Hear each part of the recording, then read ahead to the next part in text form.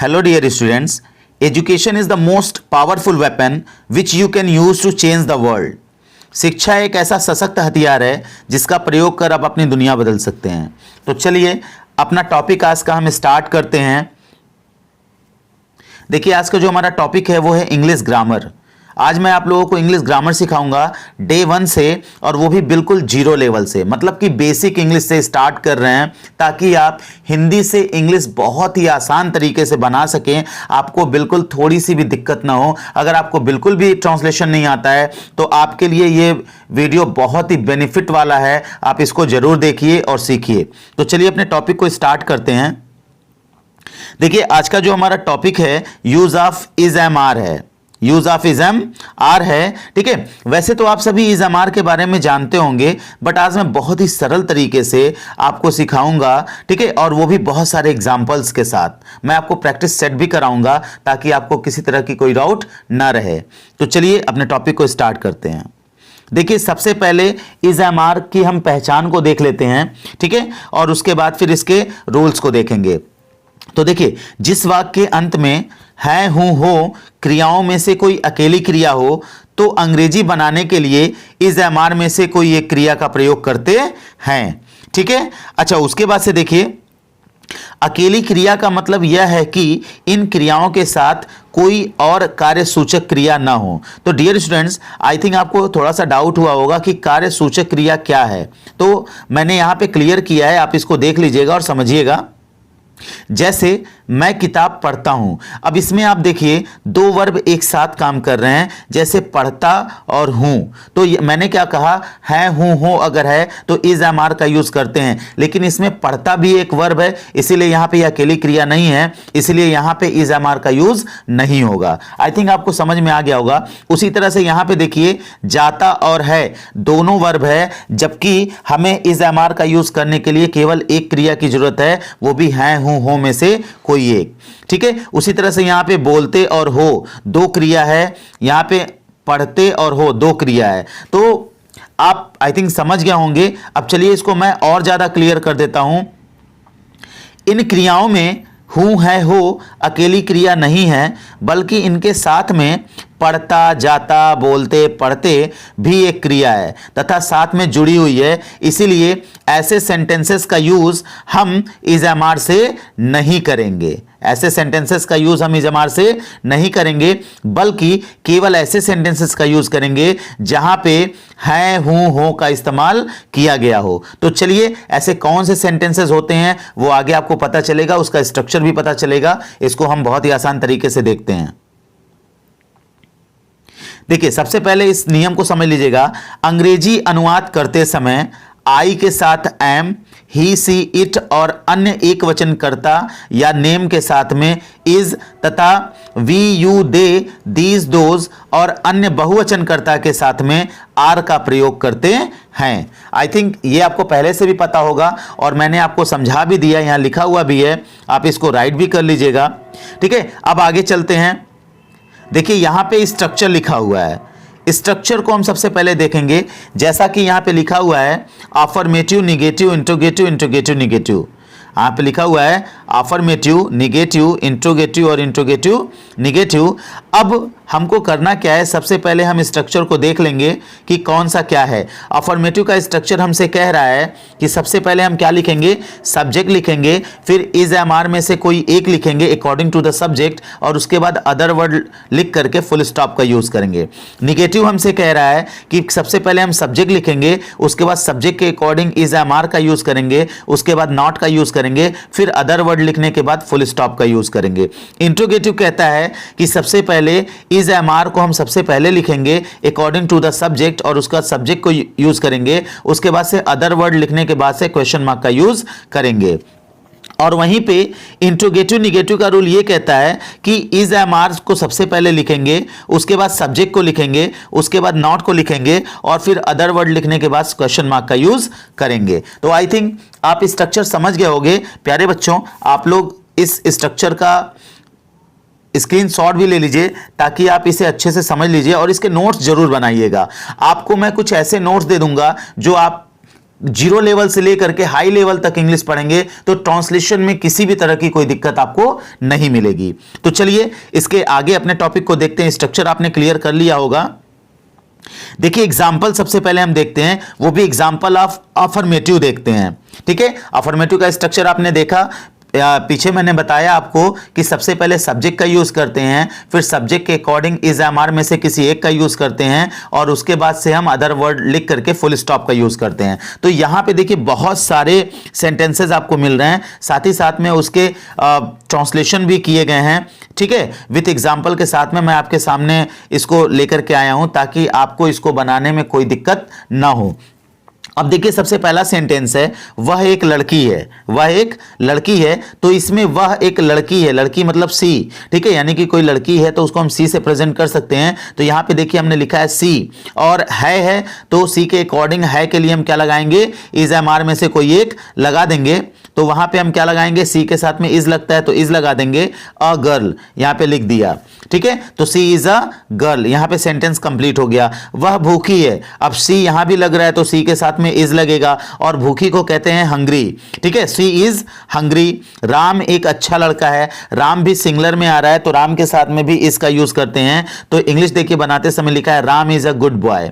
Structure पे आप देखेंगे तो आपको पूरा का पूरा मिलेगा। जैसे राम इसमें क्या है, सब्जेक्ट है, इस क्या है, वर्ब है, और अ गुड बॉय जो है वो अदर वर्ड है, और उसका फुल स्टॉप है। जैसे मैं एक विद्यार्थी हूं, तो मैं इसमें सब्जेक्ट है यानी कि आई, और एम जो है इसमें वर्ब का काम कर रहा है जैसे कि एम, और एक विद्यार्थी यानी अ स्टूडेंट इसमें अदर वर्ड का यूज कर रहा है। तो यहां पे हम क्या करेंगे, लिखे हैं आई एम अ स्टूडेंट और लास्ट में फुल स्टॉप।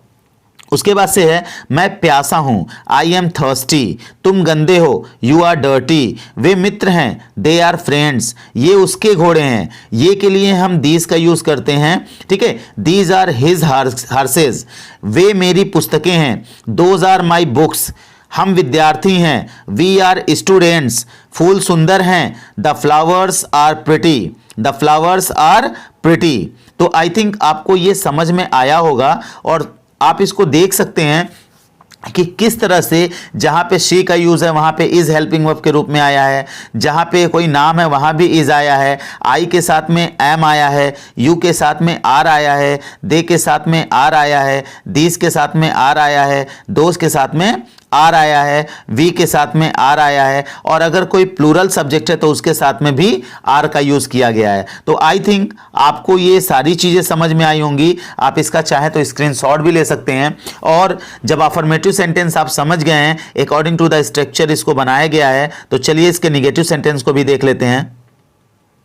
देखिए प्यारे बच्चों, यहां पे एग्जाम्पल्स ऑफ निगेटिव है। तो निगेटिव में क्या होता है कि जो स्ट्रक्चर हमारा होता है वो सबसे पहले सब्जेक्ट को लिखते हैं, फिर इज एम आर में से किसी एक का इस्तेमाल करते हैं, उसके बाद नॉट का यूज करते हैं, और फिर अदर वर्ड लगा करके फुल स्टॉप का यूज करते हैं। तो चलिए सबसे पहले हम देख लेते हैं एक सेंटेंस को, मैं गरीब नहीं हूं, I am not poor, I am not poor. आप टैली कीजिएगा, स्ट्रक्चर से आपको मिलेगा, क्योंकि यहाँ सब्जेक्ट के रूप में आई है, वर्ब के रूप में एम है, और नॉट का यूज इसमें किया गया है, और अदर वर्ड के रूप में पुअर है, और लास्ट में फुल स्टॉप का यूज है। तो आप टैली कर लीजिएगा, निगेटिव जो हमारा स्ट्रक्चर था उससे ये टैली करेगा।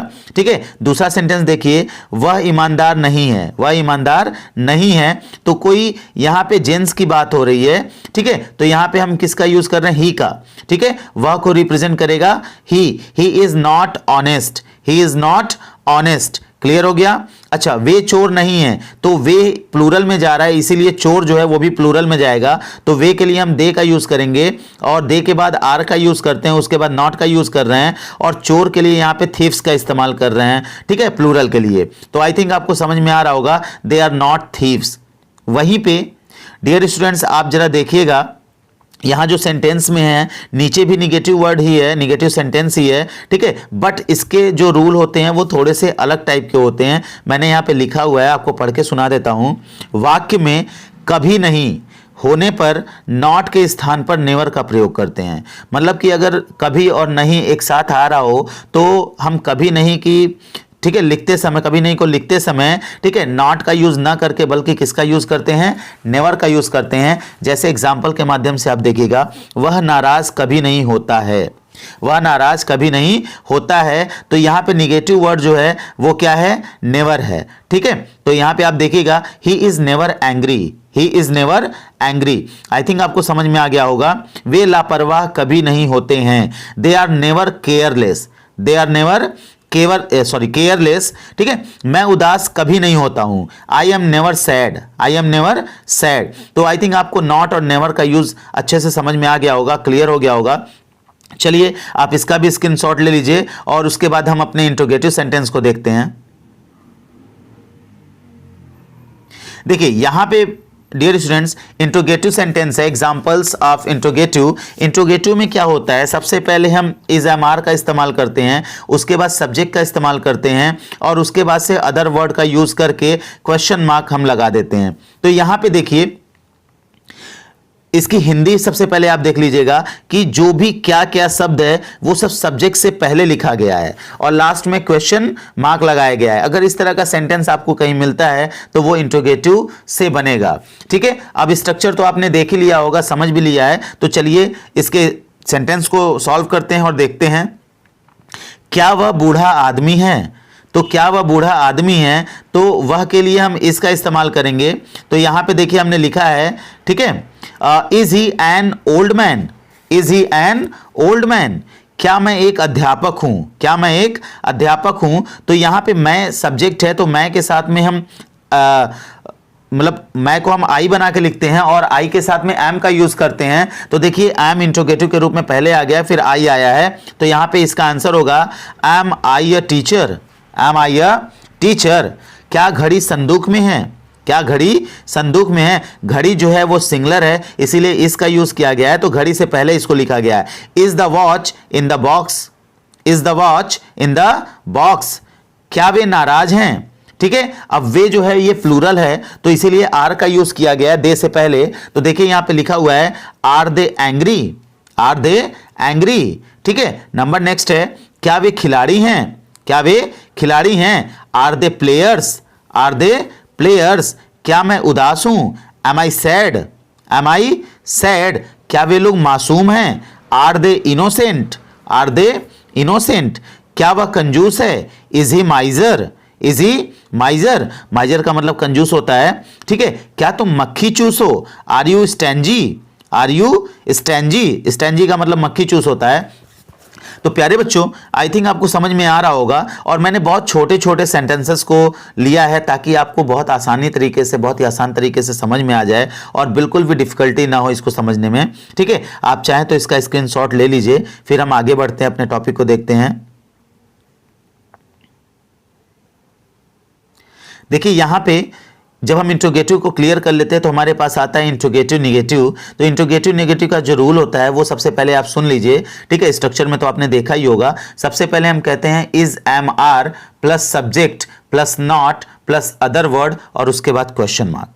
ठीक है, तो यहां पे देखिए क्या यह पपीता मीठा नहीं है। तो देखिए क्या भी आया और नहीं भी आया, यानी कि इस सेंटेंस में हमें क्या भी मिल गया और नहीं भी मिल गया। तो ऐसी अवस्था में हम क्या करेंगे कि इस सेंटेंस को इंट्रोगेटिव निगेटिव वाले मेथड पे बनाएंगे। ठीक है, तो चलिए इसको देखते हैं। क्या यह पपीता मीठा नहीं है। तो इसको लिखने के लिए सबसे पहले यह पपीता है यानी दिस पपाया, तो दिस पपाया सिंगुलर में जा रहा है, इसके साथ में इसका यूज होता है तो उसी यूज को हम सब्जेक्ट से पहले लिख देंगे। तो is this papaya not sweet, is this papaya not sweet. ये आपको समझ में आ गया होगा। क्या वह गरीब नहीं है, क्या वह गरीब नहीं है। Is he not poor, is he not poor.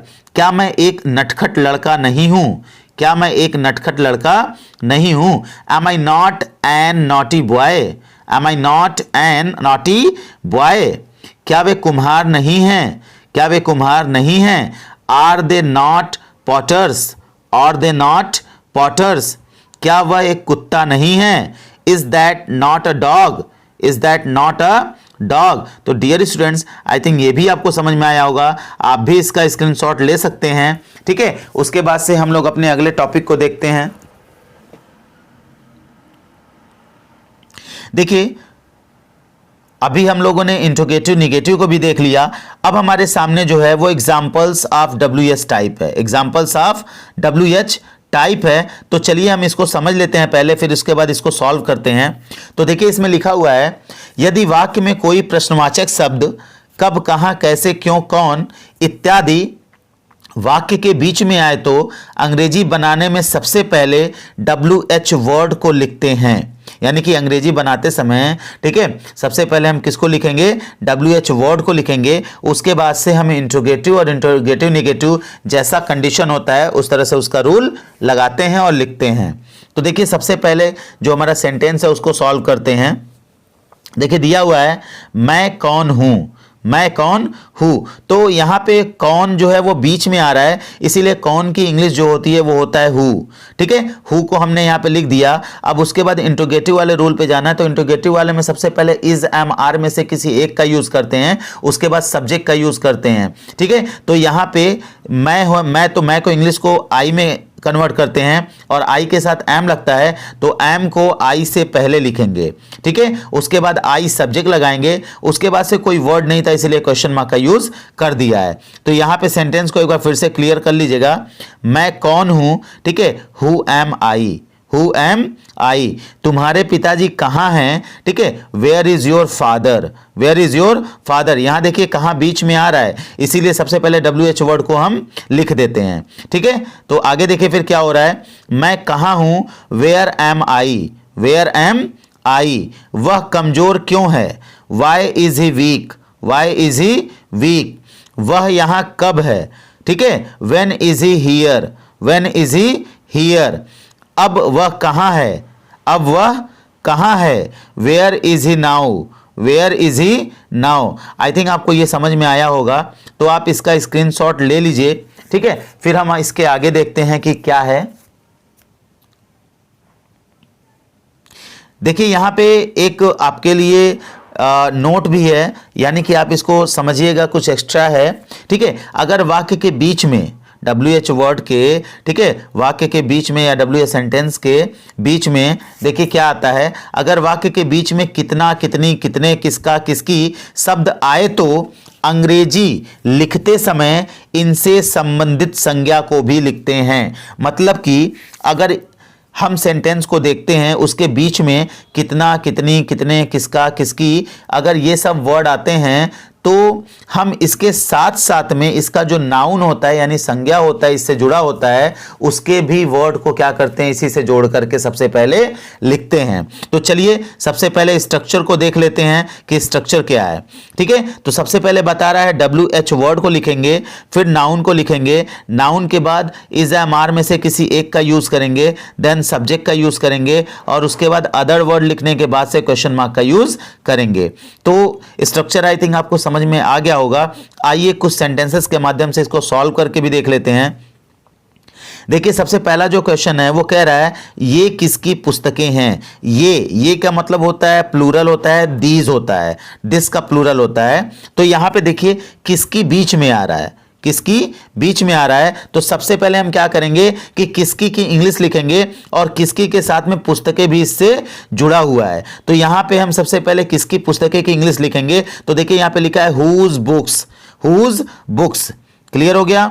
अच्छा, उसके बाद से फिर हम क्या करेंगे कि इज, एम, आर में से किसी एक का यूज करेंगे अकॉर्डिंग टू द सब्जेक्ट। तो सब्जेक्ट ये है यानी कि प्लूरल में है, तो आर का यूज यहां पे हम करेंगे। तो देखिए whose books are these. Structure देख लीजिए, स्ट्रक्चर पे आपको ये मिलेगा, बिल्कुल भी कोई भी दिक्कत वाली बात नहीं है। जहां आपको समझ में ना आ रहा हो आप कमेंट बॉक्स में कमेंट कर सकते हैं और मुझे इसके बारे में बता सकते हैं कि वीडियोस आपको समझ में आ रहे हैं कि नहीं आ रहे हैं। अगर नहीं आ रहे होंगे तो हम और बेहतर तरीके से आपके सामने इसको प्रेजेंट करने की कोशिश करेंगे। तो देखिए स्टूडेंट्स, नेक्स्ट सेंटेंस है यह कितना दूध है। अब देखिए यहां पे कितना के साथ में इसका दूध भी साथ साथ में यानी कि नाउन भी साथ साथ में लगा हुआ है। तो कितना, जब लिक्विड कुछ होता है तो हम हाउ मच का इस्तेमाल करते हैं। तो यहां पे देखिए लिखा हुआ है हाउ मच और दूध का हो जाएगा मिल्क, हाउ मच मिल्क। और उसके बाद इज, एम, आर में से किसी एक का यूज करेंगे। तो दिस के साथ में इज लगता है इसीलिए सबसे पहले इज लगा दिया है और उसके बाद यह के लिए दिस का यूज कर दिया, क्वेश्चन मार्क कर दिया। यानी कि आंसर हो जाएगा हमारा यह कितना दूध है, how much milk is this, how much milk is this. I think आपको अब समझ में आ गया होगा। अगला सेंटेंस है ये कितने आम हैं, ये कितने आम हैं, तो इसका आंसर होगा how many mangoes are these. How many mangoes are these. जब हम कोई चीज गिनती कर सकते हैं तो वहां पे हाउ मेनी का यूज करते हैं, तो how many mangoes are these. ठीक है, यह किसकी कलम है, यह किसकी कलम है, तो यहां पे इसका आंसर हो जाएगा whose pen is this. Whose pen is this. ठीक है, और लास्ट जो इसमें सेंटेंस है वो है तुम्हारी कितनी किताबें हैं। तुम्हारी कितनी किताबें हैं, तो इसकी इंग्लिश हो जाएगी हाउ मेनी बुक्स, ठीक है, are yours. How many books are yours. Clear हो गया? अगर आपको समझ में आ रहा हो, ठीक है, तो आप इसको बहुत ही अच्छी तरह से समझ लीजिए, क्योंकि ये आपके लिए बहुत इंपॉर्टेंट होने वाला है। और ये तो अभी शुरुआत है, आगे बहुत सारे वीडियोस आपको मिलेंगे बहुत ही बेहतरीन तरीके के, और बहुत सारे नए रूल के साथ में भी मिलेंगे। तो आप इसका स्क्रीनशॉट ले लीजिए, फिर हम आगे बढ़ते हैं। डियर स्टूडेंट्स, ये तो हमारा वहां पे जो स्ट्रक्चर था वो खत्म हो गया है। अब ये हम आपके लिए लेके आए हैं एक्सरसाइज। मैंने आपको स्टार्टिंग में बताया है कि एक्सरसाइज जब तक आप नहीं करेंगे तब तक आपको कुछ समझ में नहीं आएगा, क्योंकि प्रैक्टिस सेट बहुत जरूरी होता है। और मैंने देखा है कि बच्चे को एक दो सेंटेंस समझ में तो आ जाता है, लेकिन प्रैक्टिस सेट उसके पास नहीं होता है। तो मैं आपको बहुत सारे सेंटेंसेस दे के जा रहा हूं, आप इसका स्क्रीनशॉट ले लीजिए, कहीं पे लिख लीजिए, और साथ ही साथ में इसको सॉल्व करके आप कमेंट बॉक्स में कमेंट करके जरूर बताइएगा कि आपको इस सारे सेंटेंसेस को सॉल्व करने में मजा आया कि नहीं आया, आपको आसान लगा कि नहीं लगा, जो आपने सीखा है उसके अकॉर्डिंग सेंटेंस हैं या नहीं है। तो आपके कमेंट्स का मुझे इंतजार रहेगा। आप इसका स्क्रीनशॉट भी ले लीजिए, ठीक है, और इसके बाद भी और भी सेंटेंसेस हैं, मैं उसको भी ला रहा हूं। पहले आप स्क्रीनशॉट इसका ले लीजिए या फिर कहीं राइट कर लीजिए जल्दी से।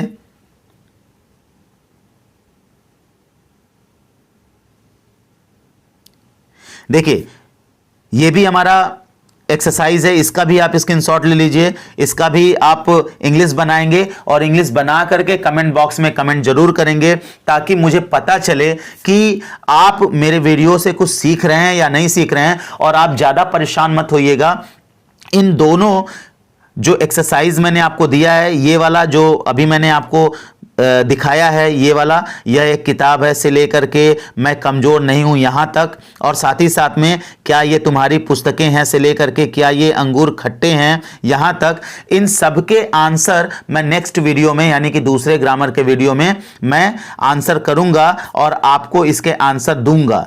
ठीक है, तो आप मेरे वीडियोस को तब तक लाइक कर दीजिए, सब्सक्राइब कर दीजिए, शेयर कर दीजिए, ताकि जो हम अगला वीडियो लेकर के आएं उसके नोटिफिकेशन आपको सबसे पहले मिल सकें। और साथ ही साथ में एक कदम शिक्षा की ओर। Thank you for watching my video. जय हिंद।